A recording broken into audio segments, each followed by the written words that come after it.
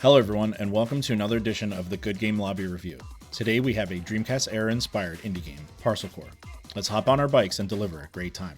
In Parcel Corps, you're a bicycle courier making a name for yourself in New Island. You choose one of three rival companies, the Wallaby Wheelers, East Coast Couriers, or Das La Post, each competing to dominate the delivery market. You face off against rivals using tricks, jumps, and grinds to navigate the densely car-filled city. Things take an odd turn when your work is overshadowed by Rich Villain, the CEO of Polar Petroleum. His political ambitions threaten the city, if not the world, and it's up to you to take him down one delivery at a time.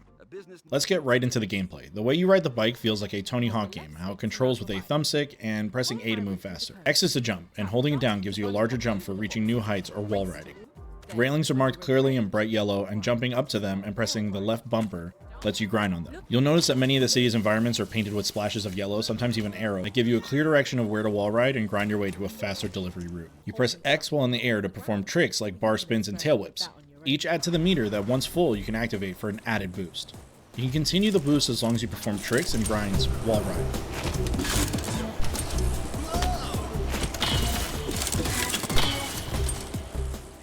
Now let's move on to the deliveries themselves. This is almost set up exactly like Crazy Taxi. They even do the camera swing around in the same style. You go up to a business in the city and scan a QR code that activates the establishment. Now you can make deliveries for them. They range from a pizzeria, ice cream shop, laundromat, and many more, with voice acting accompanying each one. The voice acting, though great at times, comes off very stereotypical with the accents portrayed, and after about 6 hours of playing, it was tough to keep listening to them talk when all I wanted to do was ride around the city, so I was skipping many scenes. In a castle or obsessing about the Digital Millennium Copyright Act of 1998. Who's going to drive the Vespa and deliver the pizza that pays for Mama's... Deliveries are straightforward. Pick up an item and deliver it to the customer. As you progress, you unlock new delivery types. For instance, some deliveries have a meter bar because you need to perform tricks in order to mix ingredients of the delivery, but don't go over for fear of ruining it. Some packages are even marked fragile, so getting hit by a car or falling from a great height causes the package's damage. A newspaper is struggling and asks you to put up advertisements, which is where the Jet Set Radio influence kind of jumps out to me. You ride around stopping to place posters or wall ride to reach higher placements. Another one is an ice cream shop owner having trouble with birds, or a woman who's having trouble with geeks. So you ride around scaring them all off to complete tasks and unlock more deliveries. One of my favorites is this underground team of people who you run into who are trying to take down the establishment. So you ride around taking out antennas and drones around the city to remove the surveillance.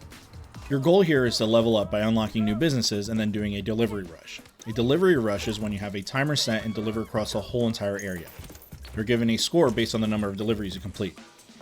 This increases the area's level, and you have to reach level 3 to unlock a new area. This is the core of the game, and you repeat this process over about 8 times. To be honest, by the 4th time I was a bit tired of this setup. When I would finish a new area, I was kind of praying that I wouldn't have to unlock a whole new one, but they just kept coming. Now granted, that does sound like a complaint because it was just kind of a repetitive process, but each new place you unlock is amazing, each designed in their own. You have songs that fit the theme of each new area of New Island you explore, giving it a fresh vibe.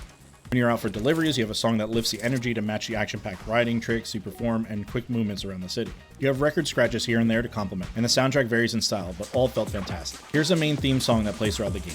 I truly loved it. Enjoy.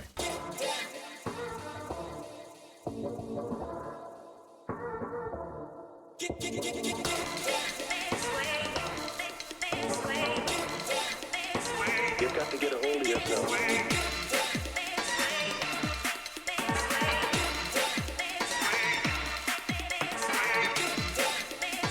You've got to get a hold of yourself. Oh, that's real good.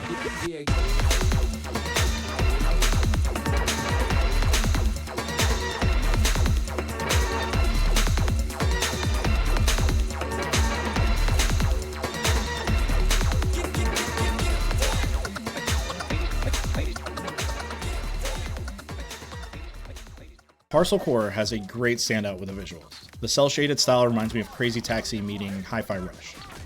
The characters you meet are a bit exaggerated depending on the company you work for, and the world is bright and vibrant, and I was surprised by how many NPCs litter the world. Cars, trucks, and buses are frequent, and you have cops and security who try to take you down with gas clouds or paint that slows you down, which adds more to the busy environments. The areas you unlock have their own unique, distinct look to them. One is filled with canals where you have to use ships or boats up onto to navigate the city. Parklands, which is a gigantic park area with ponds and very beautiful setting. an industrial area, and even its own Chinatown that looks beautiful. They nailed the visual style, which though inspired by many games, stands well on its own. When I had a chance to try out the demo, I was kind of blown away by the style of gameplay and the ideas that were kind of thrown together to make a premium looking indie game. Unfortunately, the time it takes to beat the game, 10 to 15 hours, was too much for me. You repeat the same style of deliveries many times over, as I mentioned earlier. I want to dip into the humor of the game. The characters you meet are exaggerated and at times even touch on the unskippable cutscenes. They break the fourth wall many times, lightening the mood between deliveries. You even meet the CEO in the game who discusses how you need to make deliveries to ensure the years of development are worth it. It's a nice touch to break the fourth wall. It's sort of a spoiler warning for far into the game, but the game pulls out to a meeting with Secret Mode, the game's publisher, and Billy Goat Entertainment, the development team.